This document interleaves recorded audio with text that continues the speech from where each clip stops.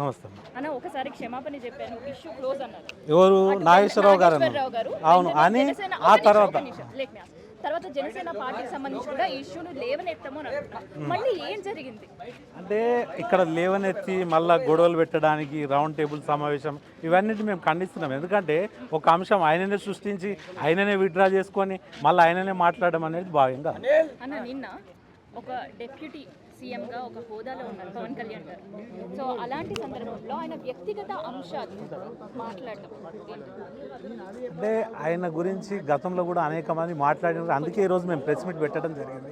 ఎందుకంటే వ్యక్తిగతంగా మాట్లాడే హక్కు ఎవరికి లేదు. ఏదైనా ఉంటే పాలసీల మీద మాట్లాడండి, అంతేగాని వ్యక్తిగతంగా మాట్లాడితే మేము కూడా మీ వ్యక్తిగతంగా మాట్లాడ రోజులు వస్తాయి. ఎందుకంటే ఆ రోజులు కావు ఈ రోజు అంతా యువత ఆలోచనలో ఉన్నారు. ఎందుకంటే సమాజంలో మార్పు దశలో మనం ముందుకెళ్తున్నాం, అది గమనించాలని మీ ద్వారా తెలియజేస్తాం. సో ఇవాళ కూడా మీరు పెట్టిన సమావేశంలో కూడా చాలా మందిని వ్యక్తిగతంగా మాట్లాడిన పరిస్థితి అండ్ ప్రత్యేకంగా జనసేన పార్టీ వేదికగా చాలా పొలిటికల్ ప్రెస్ మీట్స్ మేము చూసాం. కానీ ఎన్నడూ హద్దు దాటి హద్దు మీరి మాట్లాడిన సందర్భం లేదు. ఎందుకు ఇవాళ ఇంత వాయిలెంట్గా రియాక్ట్ అంటే జనసేన అధ్యక్షుడు శ్రీ పవన్ కళ్యాణ్ గారు ఈ ప్రాంతంలో పార్టీ పుట్టడం జరిగింది.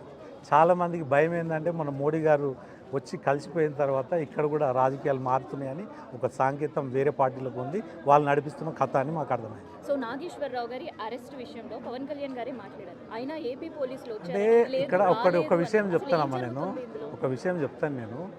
ఎక్కడ కూడా పార్టీ లీగల్ టీం నుంచి అరెస్ట్ చేయమని ఎక్కడ కూడా పార్టీ చెప్పలే.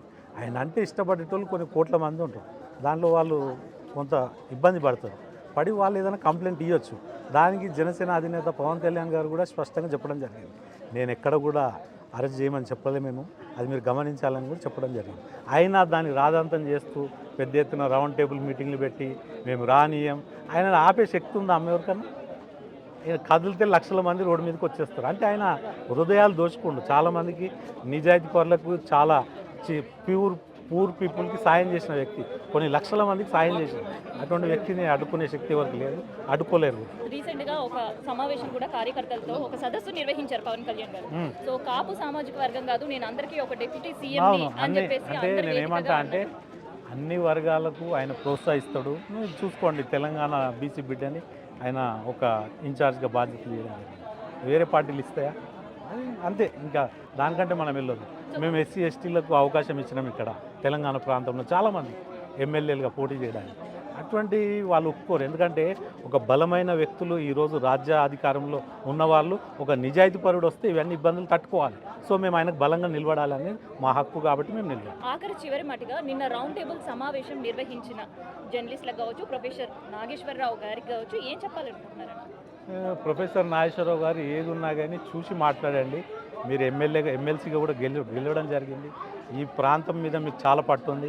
మీరు ఈ రాష్ట్రమే కాదు, వివిధ రాష్ట్రాల గురించి మీరు మాట్లాడుతారు. మేము వివిధ రాష్ట్రాల గురించి ఎందుకు మాట్లాడుతున్నాను ఎప్పుడు అనలే. మీరు పవన్ కళ్యాణ్ గారిని మాత్రం ఒక రాష్ట్రానికి పరిమితం చేస్తా అంటారు, కుదరదు. అది జనసేన అధ్యక్షుడు పవన్ కళ్యాణ్ గారు భారత్ మాతాకి జయాన్ని ప్రతి భారతీయుని మేము గౌరవిస్తాం. సో ఆఖరిగా ఇందాక ఒక ప్రెస్ మీట్ కూడా నిర్వహించారు. అందులో లైన్ క్రాస్ అయ్యి ఏమైనా విమర్శలు చేశారని మీకు అనిపించిందా? అంటే కొన్ని మేము వాస్తవాలు మాట్లాడినాం. అంటే ఇక్కడ వినండి అమ్మా, ఈరోజు పరిస్థితి ఎట్లుందంటే ఎవరికి వినే పరిస్థితి లేదు. మా దాంట్లో ఉన్న వాళ్ళంతా చాలా యంగ్ పీపుల్ ఉంటుంది, యంగ్ బ్లడ్. మేము చాలా బలంగా మాట్లాడతాం. మేము 99% మేము ప్రజా సమస్యల మీదనే దృష్టి పెడతాం. ఇది రాబోయే రోజుల్లో ఇది చాలా ఎట్లా అంటే ఓ రకంగా వెళ్ళిపోయింది. ఆంధ్ర తెలంగాణ ఆంధ్ర ఏముంది చెప్పండి? ప్రాంతాలుగా విడిపోయినాక ఆ రాష్ట్రం అక్కడ డెవలప్ కావాలి, ఈ రాష్ట్రం ఇక్కడ డెవలప్ కావాలి. పార్టీలు ఇవాళ జాతీయ పార్టీలు, భారతీయ జనతా పార్టీ కానీ కాంగ్రెస్ కానీ ఢిల్లీలో పుట్టిన పార్టీలని వీళ్ళు ఆహ్వానిస్తారు. జనసేన పార్టీ తెలంగాణ ప్రాంతంలో జనసేన పార్టీ పుట్టింది ఇక్కడ 2014లో. దీన్ని మాత్రం ఒక ప్రాంతానికి అంటగడతారు. ఎందుకంటే ఈయన బలమైన వ్యక్తి, ఈయన భావాలు ఇమీడియట్గా తెలంగాణ ప్రాంత ప్రజలకు ఎక్కడ ఆకట్టుకుంటాడో, ఇక్కడ ప్రభుత్వం ఏర్పడుతుందని భయం. ఆ భయానికి ఈ రకంగా మాట్లాడు. నేను అడిగింది ఏంటంటే, ఇప్పుడు ప్రెస్ మీట్లో జనసేన పార్టీకి సంబంధించిన ఒక ప్రెస్ మీట్ నిర్వహించిన సందర్భంలో లైన్ క్రాస్ అయ్యి మాట్లాడాం మాకేం అనిపించలేదు. మేము ఇంకా తక్కువ మాట్లాడినాం. ఇంకా కొంచెం ఎక్కువ మాట్లాడుతుంటే చాలా తక్కువ మాట్లాడారు.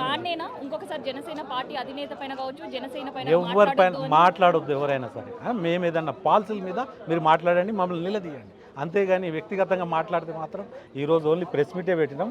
రాబోయే రోజుల్లో వేరే రకంగా ఉంటుంది. ఓకేనా?